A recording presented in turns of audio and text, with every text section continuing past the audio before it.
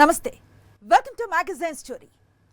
హింసాకాండని ప్రభుత్వమే చూసి చూడనట్లు పోవటం, హత్యాకాండని ప్రభుత్వమే పట్టించుకోకపోవటం, హంతకులకు ఏలిన వాళ్లే వత్తాసు పలకటం, హత్యలు, హత్యాయత్నాలు, దాడులతో పచ్చమూక చెలరేగిపోతున్న పోలీసులు చేష్టలుడిగి చూడటానికే పరిమితం కావటం.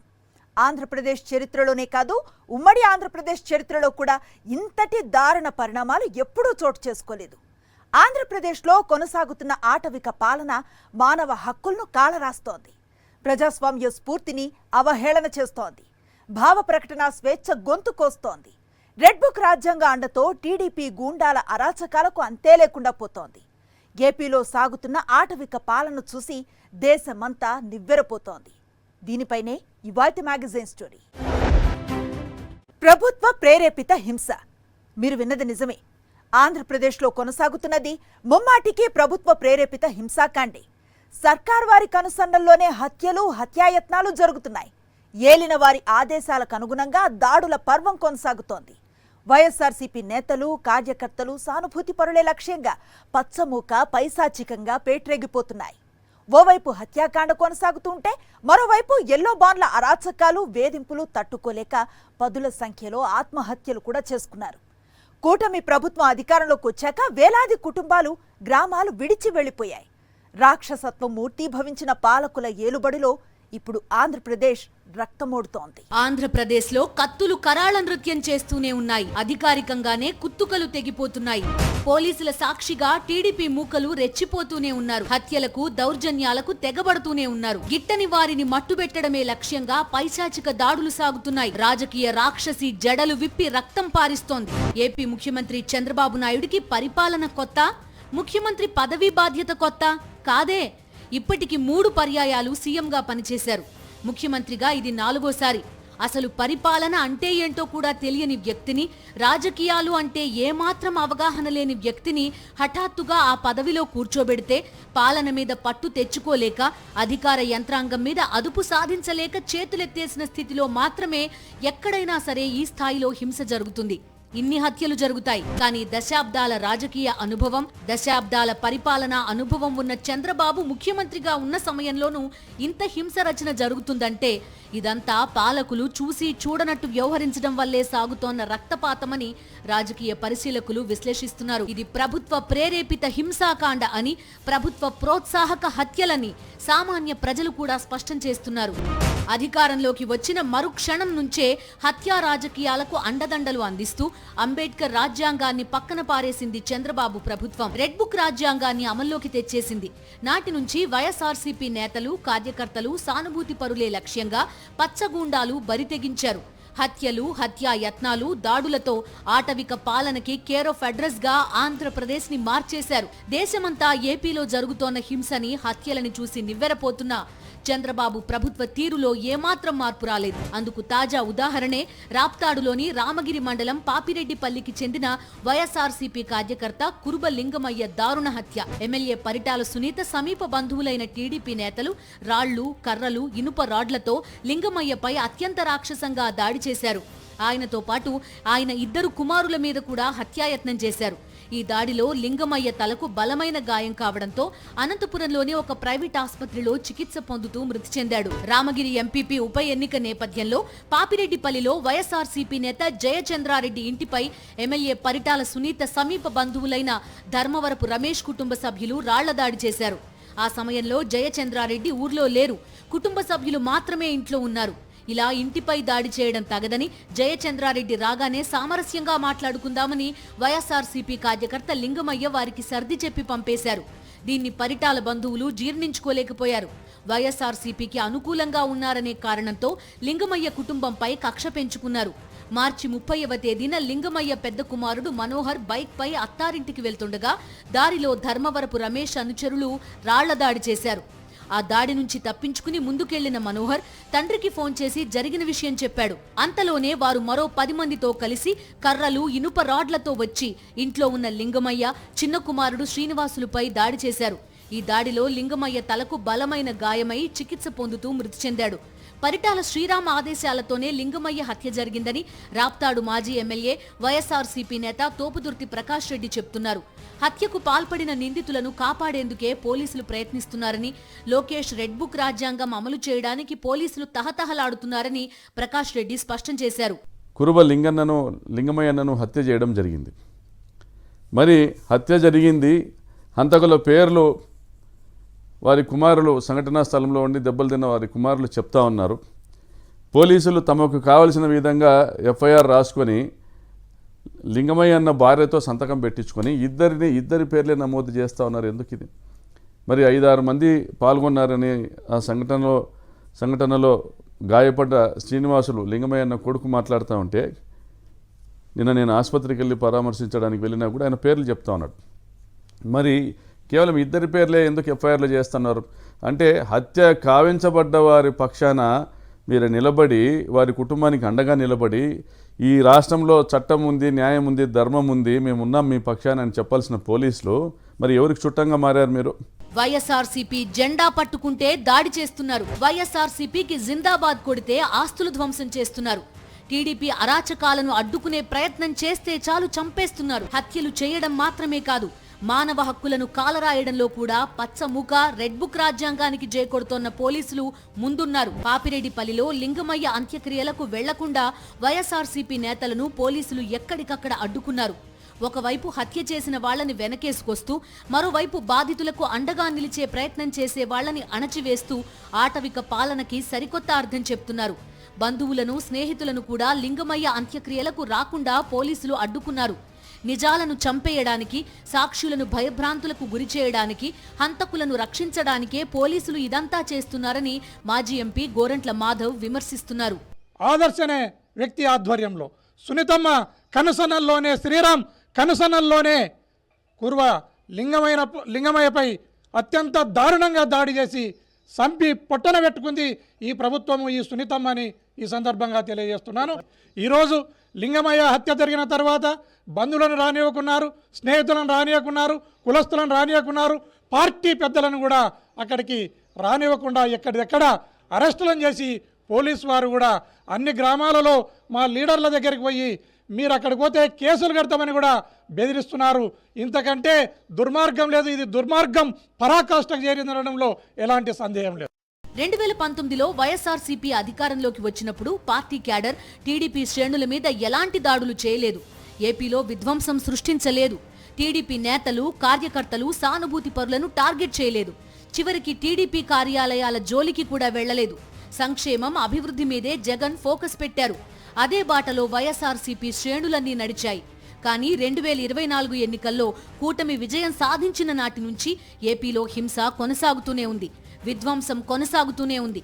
వైఎస్ఆర్సీపీ నేతలు, కార్యకర్తలే లక్ష్యంగా హత్యలు, హత్యాకాండ కొనసాగుతోంది. పాలకులే ప్రజల మాన ప్రాణాలను హరించే ఉన్మాద సమూహాలను రెచ్చగొడితే దాన్ని ఆటవిక పాలన అంటాం. కానీ ప్రజాస్వామ్య దేశంలో పబ్లిక్గా పాలకులే దాడులను, హత్యలను ప్రోత్సహిస్తుంటే ఏం చెయ్యాలి? శాంతి భద్రతలను పరిరక్షించాల్సిన పోలీసులు టీడీపీ గూండాల హింసాకాండని చోద్యం చూస్తున్నట్టుగా చూస్తుంటే ఏం చెయ్యాలి? ఆటవిక రాజ్యాన్ని తలదన్నే రాక్షస రాజ్యం అనాలి, హంతక రాజ్యం అనాలి. కాంగ్రెస్ వర్సెస్ కమ్యూనిస్టులు. దశాబ్దాల పాటు పశ్చిమ బెంగాల్లో పొలిటికల్ వార్ సాగింది. అప్పుడు కూడా ఇప్పుడు ఏపీలో జరిగినంత రాజకీయ హింస, రాజకీయ హత్యలు జరగలేదు. పేదరికం, వెనుకబాటులో మగ్గిపోతున్న బీహార్లో హింసాకాండకి దశాబ్దాల చరిత్ర ఉంది. అలాంటి బీహార్ కూడా ఇప్పుడు ఏపీలో సాగుతున్న రాక్షస పాలన ముందు వెనకబడిపోయింది. దేశానికి స్వాతంత్ర్యం వచ్చిన నాటి నుంచి ఇన్ని రాజకీయ హత్యలు, హత్యాయత్నాలు, వేల సంఖ్యలో దాడులు ఎప్పుడూ ఎక్కడా జరగలేదు. ఇంత ఘోరమైన స్థితిలోకి ఏపీని నెట్టేసింది చంద్రబాబు ప్రభుత్వం. దేశమంతా చీకొడుతున్నా, చీత్కరించుకుంటున్నా ఆంధ్రప్రదేశ్లో మాత్రం హింస రచన ఆపటం లేదు పచ్చగూండాలు. మధ్య యుగాల నాటి గజని, ఘోరీ దురాగతాలను మించి టీడీపీ గూండాలు హత్యలకు తెగబడుతున్నారు. తాలిబాన్ మూకలను మించి ఎల్లో బాండ్లు స్వైర విహారం చేస్తూ కర్కశంగా విరుచుకుపడుతున్నారు. నడి రోడ్లపై రాక్షస రాజ్యం కరాళ నృత్యం చేస్తోంది. 75 ఏళ్ల స్వతంత్ర భారతదేశ చరిత్రలో ఇప్పటి వరకు చూడని రీతిలో హింసాకాండతో చంద్రబాబు ప్రభుత్వం రికార్డులు సృష్టిస్తోంది. చంద్రబాబు అధికారం చేపట్టిన క్షణం నుంచే పచ్చమూకల హత్యాకాండ మొదలైంది. హత్యలు, హత్యాయత్నాలే కాదు, వైఎస్ఆర్సీపీ నేతల ఇళ్లు, ఆస్తులు ధ్వంసం చేయడం ప్రారంభించారు. చివరకు మహానేత వైఎస్ఆర్ విగ్రహాలను కూడా పచ్చముఠ వదిలిపెట్టలేదు. వైఎస్ఆర్సీపీ కార్యాలయాల మీద పడ్డారు. అన్నీ ప్రభుత్వ ప్రేరేపిత దాడులే, ప్రభుత్వ ప్రేరేపిత హత్యలే. వినుకొండలో నడి రోడ్డు మీద వైఎస్ఆర్సీపీ కార్యకర్త రషీద్ని పచ్చగూండా హత్య చేసిన తీరు చూసి దేశమంతా ఉలిక్కిపడింది. పాలకులే పగ సాధించడానికి సిద్ధమైతే రాజ్యాంగాన్ని అమలు చేయాల్సిన వాళ్లే రాజ్యాంగ స్ఫూర్తిని అపహాస్యం చేయడానికి తెగిస్తే పరిస్థితి ఎంత ఘోరంగా ఉంటుందో చెప్పడానికి ఆంధ్రప్రదేశ్ని ఒక ఉదాహరణగా మార్చేసింది చంద్రబాబు ప్రభుత్వం. దీంతో టీడీపీ హత్యా రాజకీయాలపై నాడే వైఎస్ జగన్మోహన్ రెడ్డి సమరశంఖం పూరించారు. అధికారంలోకి వచ్చి 50 రోజులు కూడా కాకముందే పదుల సంఖ్యలో టీడీపీ గూండాలు చేసిన హత్యలపై ఢిల్లీలో గళమెత్తింది వైఎస్ఆర్సీపీ. రాజకీయ హత్యలతో రాష్ట్రాన్ని రావణ కాష్టంలా మార్చేసిన చంద్రబాబు ప్రభుత్వ వికృత వికటాట్టహాసాలను చూసి నాడు దేశవ్యాప్తంగా రాజకీయ పార్టీలు నివ్వెరపోయాయి. ప్రతిపక్షమే లేకుండా చేయాలన్న కుట్రతో హత్యలను, దాడులను, విధ్వంసాన్ని నమ్ముకుని ప్రజాస్వామ్యాన్ని పదే పదే ఖూనీ చేస్తోన్న ఏపీ పాలకుల రాక్షసత్వాన్ని చూసి నాడు జాతీయ పార్టీలు కన్నెర్రజేశాయి. ఓట్లేసిన ప్రజలను ఎగతాళి చేస్తూ ఆంధ్రప్రదేశ్ భవిష్యత్తుని చీకట్లలోకి నెట్టేస్తూ రక్తపాతం సృష్టించడమే పరమావధిగా పచ్చమూక చేస్తోన్న పాశవిక దాడులు చూసి దేశమంతా చీకొట్టింది, చీత్కరించుకుంది. ఆంధ్రప్రదేశ్లో రాష్ట్రపతి పాలన పెట్టాలన్న డిమాండ్ని నాడే వైఎస్ఆర్సీపీతో పాటుగా దేశంలోని అనేక రాజకీయ పార్టీలు వినిపించాయి. ఇంతగా చంద్రబాబు ప్రభుత్వ రాక్షసత్వాన్ని దేశమంతా అసహ్యించుకున్న తర్వాత కూడా పరిస్థితిలో ఏమాత్రం మార్పు రాలేదు. ఈ 10 నెలల కాలంలో 50 మందికి పైగా వైఎస్ఆర్సీపీ కార్యకర్తలను టీడీపీ గూండాలు హత్య చేశారు. ఇక హత్యాయత్నాలైతే వందల సంఖ్యలోనే ఉన్నాయి. వైఎస్ఆర్సీపీ నేతలు, కార్యకర్తలు, సానుభూతి పరుల మీద దాడులు, ఆస్తి విధ్వంసాలకైతే లెక్కేలేదు. పచ్చమూక ఎంతగా బరితెగించిందో చెప్పడానికి ఒక చిన్న ఉదాహరణ. నడి రోడ్డు మీద టీడీపీ గుండా వైఎస్ఆర్సీపీ కార్యకర్త రషీద్ని హత్య చేస్తే ఆ తెల్లారే వైఎస్ఆర్సీపీ లోక్సభ ఫ్లోర్ లీడర్ మిథున్ రెడ్డిపై దాడికి తెగబడ్డాయి పచ్చమూకలు. అంటే ఒక హత్యతోనో దాడితోనో తాము ఆగేది లేదని నాడే పచ్చ రౌడీలు బరితెగించి మరీ చెప్పేశారు. మాజీ ఎంపీ రెడ్డప్ప నివాసానికి మిథున్ రెడ్డి రాగా రెడ్డప్ప ఇంటిపై టీడీపీ కార్యకర్తలు రాళ్లదాడికి దిగారు. రెడ్డప్ప ఇంట్లోని కార్లు, ఫర్నిచర్ ధ్వంసం చేశారు టీడీపీ నేతలు. రెడ్డప్ప ఇంటి వద్ద యుద్ధ వాతావరణం సృష్టించారు టీడీపీ కార్యకర్తలు. ఎంపీ మిథున్ రెడ్డి, మాజీ ఎంపీ రెడ్డప్ప వాహనాలను ధ్వంసం చేశారు. ఈ క్రమంలో ఆత్మరక్షణలో భాగంగా ఎంపీ మిథున్ రెడ్డి గన్మన్ గాల్లోకి 3 రౌండ్ల కాల్పులు జరపాల్సి వచ్చింది. అంటే ఆ స్థాయిలో పక్కా ప్రణాళిక ప్రకారం దాడికి పాల్పడ్డారు. చివరకు పోలీసులు ఏం చేశారో తెలుసా? మిథున్ రెడ్డి పైన, మాజీ ఎంపీ రెడ్డప్ప పైన కేసులు పెట్టారు. ఏపీలో రెడ్ బుక్ రాజ్యాంగాన్ని పోలీసులు ఎంత నిస్సిగ్గుగా అమలు చేస్తున్నారో చెప్పడానికి ఇదొక చిన్న ఉదాహరణ మాత్రమే. రాష్ట్రంలో పచ్చ రాక్షసుల హత్యాకాండలు లేని ప్రాంతం లేదు. నిత్యం ఎక్కడో ఒక చోట పచ్చ గూండాలు ఆయుధాలతో రెచ్చిపోతున్నారు. రాజకీయ ప్రత్యర్థుల ప్రాణాలు తీయడమే అజెండాగా రెచ్చిపోతున్నారు. ఈ మధ్యనే కర్నూలు జిల్లా ఆదోని మండలంలో మాలగుండమ్మ అనే దళిత మహిళను ఆమె పొలంలోనే టీడీపీ నేత రాఘవేందర్ రెడ్డి తన కుమారుడితో కలిసి ట్రాక్టర్తో తొక్కించి చంపేశారు. నందమూరి బాలకృష్ణ ప్రాతినిధ్యం వహిస్తున్న హిందూపురం నియోజకవర్గంలో వైఎస్ఆర్ కాంగ్రెస్ పార్టీ నేత సతీష్ ని టీడీపీ నేతలే హతమార్చారు. దానికి ముందు అనంతపురం జిల్లా కోటమికుంట్లలో ఎరికలయ్యను చంపేశారు. నంద్యాల జిల్లా శ్రీశైలం నియోజకవర్గంలో వైఎస్ఆర్ కాంగ్రెస్ పార్టీ నేత సుబ్బారాయుడిని ఇంట్లోంచి బయటకు లాక్కొచ్చి నరికి చంపేశారు. సుబ్బారాయుడు చేసిన తప్పేంటంటే గత ఎన్నికల్లో వైఎస్ఆర్ కాంగ్రెస్ పార్టీ తరపున సుబ్బారాయుడి కొడుకు ఏజెంట్గా వ్యవహరించాడు. దానికి సుబ్బారాయుడికి మరణశిక్ష అమలు చేసేశారు రెడ్ బుక్ రాజ్యాంగ నిర్మాతలు. రాజకీయ ప్రత్యర్థులను ఏమాత్రం సహించలేకపోతున్నారు పచ్చ రాక్షసులు. 10 నెలల సమయంలోనే వైఎస్ఆర్ కాంగ్రెస్ పార్టీకి చెందిన 50 మందికి పైగానే హతమార్చారు కూటమి రాక్షసులు.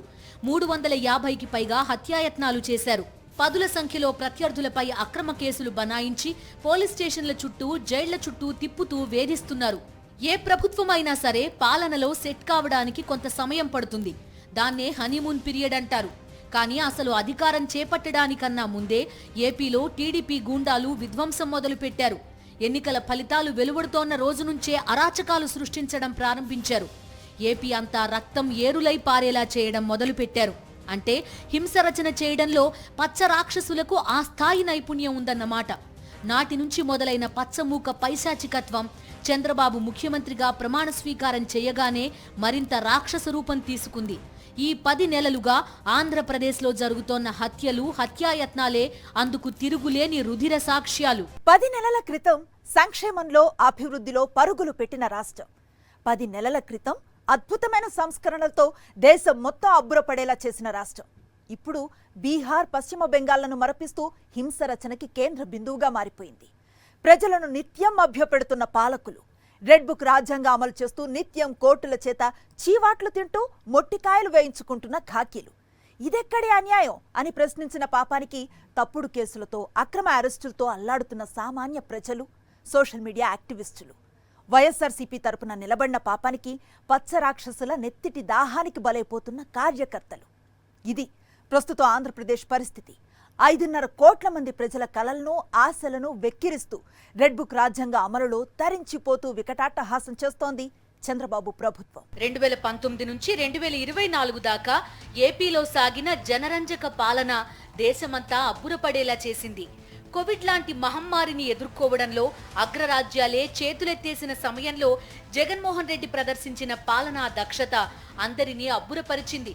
అభివృద్ధి, సంక్షేమంలో జగన్ విజన్ ని చూసి ఆశ్చర్యపోయిన అనేక రాష్ట్ర ప్రభుత్వాలు జగన్ పాలనని అనుసరించాయి. జగన్మోహన్ రెడ్డి ప్రవేశపెట్టిన అనేక పథకాలను తమ రాష్ట్రాల్లోనూ అమలు చేశాయి. విద్య, వైద్యం నుంచి మొదలు పెడితే పరిపాలన దాకా అన్నింటా జగన్ తీసుకొచ్చిన సంస్కరణలు ఆంధ్రప్రదేశ్ రూపురేఖలని మార్చేశాయి. అలాంటి ఆంధ్రప్రదేశ్లో ఇప్పుడు ఏం జరుగుతోంది?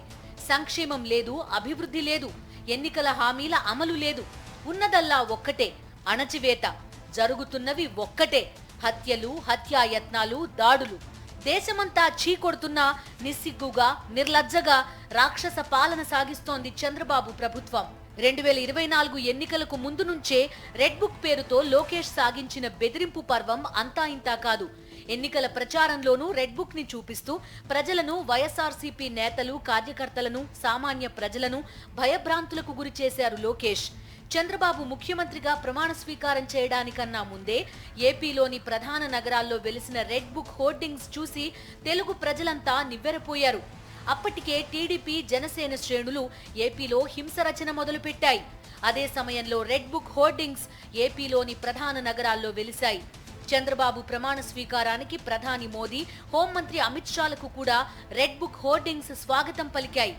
నాడే నేషనల్ మీడియా ఈ అరాచకాలను చూసి ఆశ్చర్యపోయింది. ఇక అధికారం చేపట్టిన నాటి నుంచి ఒకవైపు విధ్వంసం, మరోవైపు హత్యలు, ఇంకోవైపు దాడులు, ఆస్తుల విధ్వంసంతో ఆంధ్రప్రదేశ్లో అరాచకం సాగించడం మొదలు పెట్టారు పచ్చగూండాలు. కేవలం హత్యలు, దాడులు, హింసరచన మాత్రమే కాదు, భావ ప్రకటన స్వేచ్ఛ గొంతు నొక్కేయడానికి చంద్రబాబు ప్రభుత్వం విఫల యత్నాలు చేస్తూనే ఉంది. పౌర హక్కుల హననాన్ని ఒక ఉద్యమంలా కొనసాగిస్తోన్న కూటమి ప్రభుత్వం ప్రజాస్వామ్య స్ఫూర్తికి పాతరేస్తూ చెలరేగిపోతోంది. చట్టాలను చట్టుబండలు చేస్తూ, ఏలిన వారి కుట్రలకు పదును పెడుతూ ఖాకీలు పరవశించిపోతున్నారు. ప్రశ్నిస్తే నేరం, ప్రభుత్వ నిర్ణయాల్లో లోపాలను, పాలనా వైఫల్యాలను ఎత్తి చూపితే ద్రోహం. సంబంధం లేని సెక్షన్లతో ప్రశ్నించే గొంతులపై కత్తి కడుతోన్న ఏపీ ప్రభుత్వం క్రూరత్వానికి కొత్త నిర్వచనాలు చెబుతోంది. సోషల్ మీడియా యాక్టివిస్టుల మీదే కాదు, సెలబ్రిటీలు, రాజకీయ నేతలు ఎవరైనా సరే ప్రశ్నిస్తే చాలు ఉలిక్కి పడుతోంది. అధికారంలోకి వచ్చిన కొత్తలో రాజ్యాంగం ప్రసాదించిన భావ ప్రకటన స్వేచ్ఛను హరిస్తూ వచ్చిన చంద్రబాబు ప్రభుత్వం ఆ తర్వాత అసలు ప్రశ్నించే చైతన్యాన్ని ప్రజల్లో చంపేసే దిశగా కుతంత్రాలు పన్నడం ప్రారంభించింది. రాజ్యాంగం ప్రసాదించిన ప్రాథమిక హక్కులకు భంగం కలగకుండా చర్యలు తీసుకోవాల్సింది పాలకులే. కానీ ఏపీలో విచిత్రంగా ఆ పాలకులే ప్రాథమిక హక్కులకు భంగం కలిగిస్తున్నారు. ప్రజాస్వామ్యంలో ప్రభుత్వ పనితీరు గురించి విమర్శలు రావడం సహజం. లోటుపాట్లుంటే సరిచేసుకుని ప్రజలకు మంచి పాలన అందించాల్సిన బాధ్యత అధికార పార్టీదే.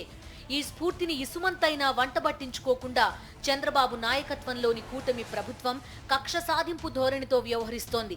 ఎన్నికల హామీల నుంచి సంక్షేమ పథకాల అమలు, శాంతి భద్రతల వైఫల్యం, ఇలా దేన్ని ప్రశ్నించినా సహించలేక పగబడుతోంది. ఆ క్రమంలోనే వందల మంది సోషల్ మీడియా యాక్టివిస్టులపై తప్పుడు కేసులు బనాయించి అక్రమ అరెస్టుల పర్వం సాగిస్తోంది.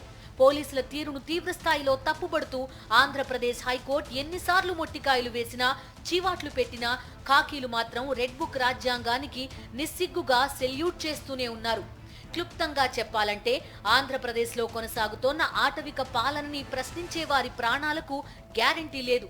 ఆ మాటకొస్తే అసలు ప్రాథమిక హక్కులకు, భావ ప్రకటన స్వేచ్ఛకే చోటు లేదు. వచ్చే 4 ఏళ్లలో ఈ ఆటవిక పాలనలో ఆంధ్రప్రదేశ్ ఎంతటి విధ్వంసానికి గురవుతుందో అని 5.5 కోట్ల మంది ప్రజలు తీవ్ర ఆందోళన చెందుతున్నారు. ఇది వాల్టి మ్యాగజైన్ స్టోరీ.